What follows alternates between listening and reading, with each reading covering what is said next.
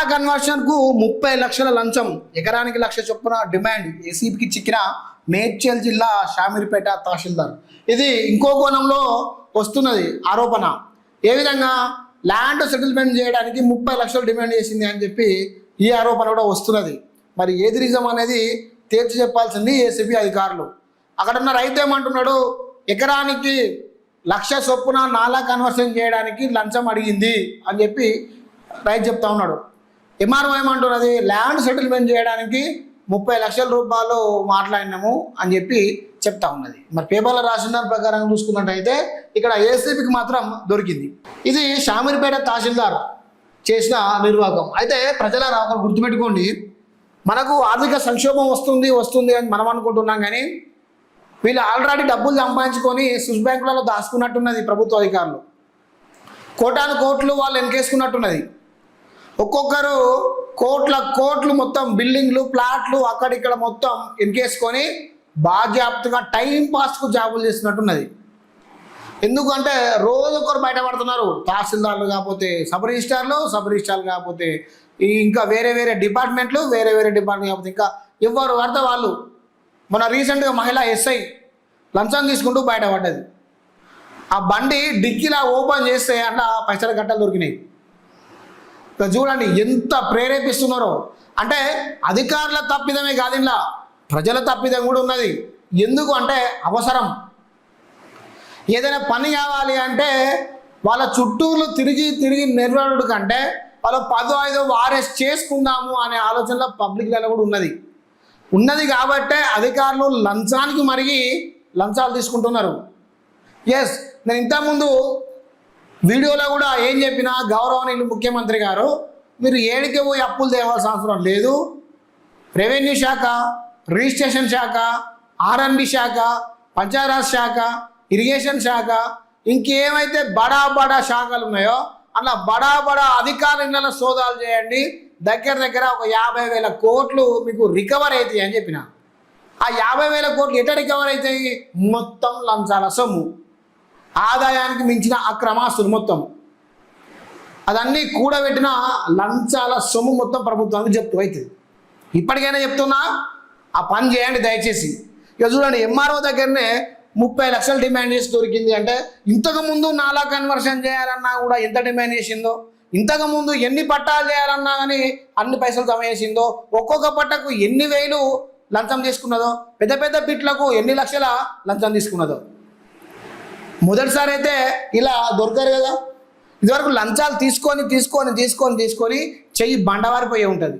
బండవారిపోయి మళ్ళా లంచానికి అలవాటు అయ్యారు కాబట్టి పట్టుకొని దొరికేసిరు,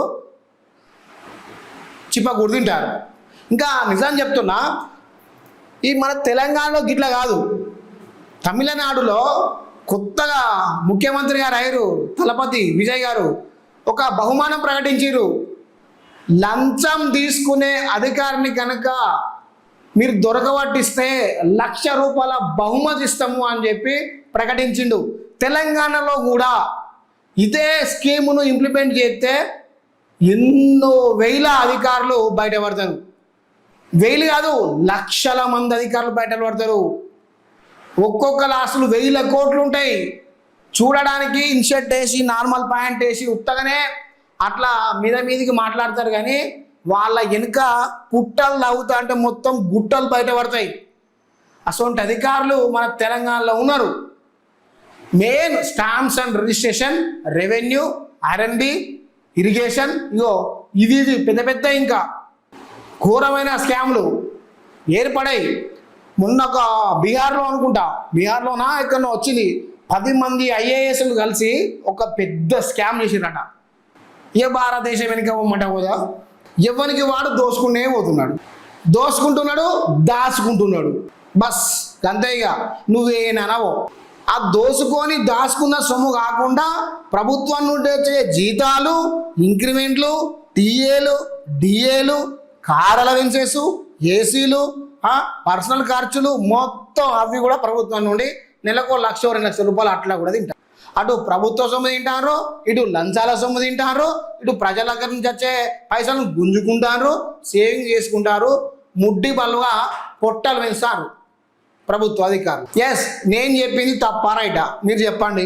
ఇక ఈమె విషయం చూసుకున్నట్టయితే ఈమె ఘనకార్యం ఎంత ఘనకార్యం చేసిందో చూద్దాం. 2లో వచ్చింది ఇక ఘనకార్యం.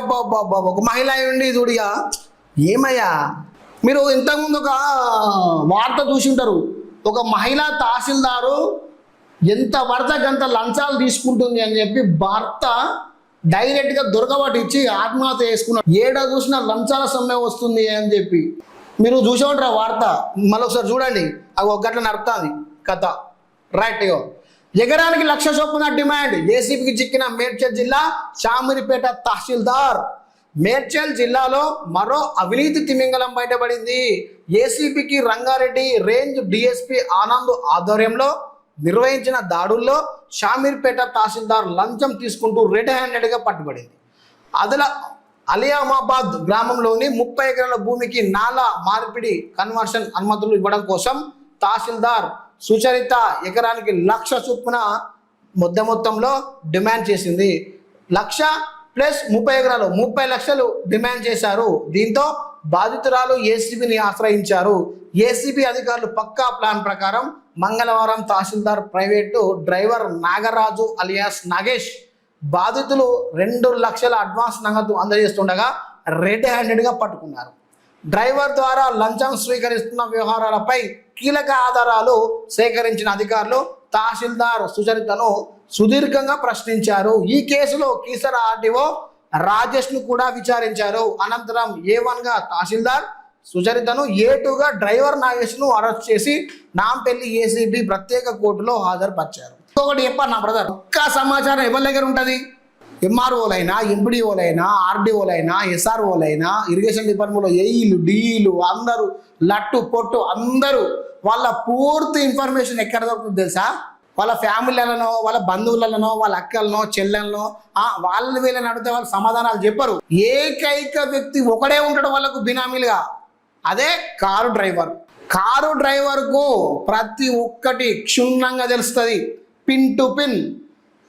అరే బాబు మీ సార్ ఏం చేస్తున్నాడు చెప్పురా అని చెప్పి అంటే పక్కా వాడు చెప్తాడు, మా సార్ గిది, మా సార్ గది, ఒక గాడ గిన్నె తీసుకున్నాడు, గిడ గిన్నె తీసుకున్నాడు అని చెప్పి పక్కా చెప్తాడు. ఏ అధికారికైనా ఒక పక్క డ్రైవర్ ఉంటాడు, ఆ డ్రైవరు మొత్తం గ్యాదర్ చేసి పెట్టుకుంటాడు. మాయల పక్కీరు ప్రాణం ఎవరి చేతులు ఉన్నది అంటే అప్పట్లో చిలుక చేతిలో ఉంది అన్నారు. అంటే ఆ చిలుక మెడ వేసుకుంటే మాయల పక్కీరు చచ్చిపోతాడు. అంటే ఈ ప్రభుత్వ అధికారుల యొక్క ప్రాణాలు, ఈ లంచగొండి వ్యవస్థలు, ఈ లంచగొండి యొక్క అవినీతి చిట్టాలు ఎవరి దగ్గర ఉంటాయి? డ్రైవర్ల దగ్గర ఉంటాయి. ఎస్, డ్రైవర్ని పట్టుకుంటే ఈ చిట్టా మొత్తం బయటపడుతుంది. అంతేనా కదా? బరాబర్ చెప్పినా చెప్పలేదా? ఒకసారి మీరు దాన్ని కామెంట్ చేసే ప్రయత్నం చేయండి. ఇక ఈమె 2024లో అప్పటి ఎంఆర్ఓ సత్యనారాయణ తన డ్రైవర్ ద్వారా 10 లక్షల లంచం తీసుకుంటూ ఏసీబీకి రెడ్ హ్యాండెడ్గా చిక్కాడట. ఆ తర్వాత అక్కడికి రావడానికి అధికారులు భయపడడంతో 2 నెలల డిప్యూటీ ఎంఆర్ఓ సంయుక్త ఇన్ఛార్జిగా, ఆ తర్వాత యాదగిరి రెడ్డి 1.5 ఏళ్ల పాటు తహసీల్దార్గా పనిచేశారు. తాజాగా 2026లో బాధ్యత చేపట్టిన సుచరిత ఎకరానికి 1,00,000 రూపాయలు, 30 ఎకరాలకు 30 లక్షలు సెటిల్మెంట్ చేసేసింది, దొరికింది. రామ్ అయిపోయింది. సో ప్రజలారా మీరు గుర్తుంచుకోండి, తలపతి విజయ్ కదా ఏ విధంగా ఈ ప్రభుత్వ అధికారులు లంచం తీసుకుంటుండగా దొరకబట్టిస్తారో మీకు 1,00,000 చెప్తా అని చెప్పి చెప్పిండు కదా.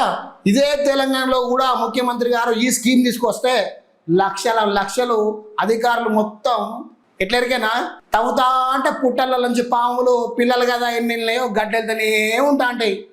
ఒడవది శనిమ ఎక్కెళ్తా అంటారు వీళ్ళు.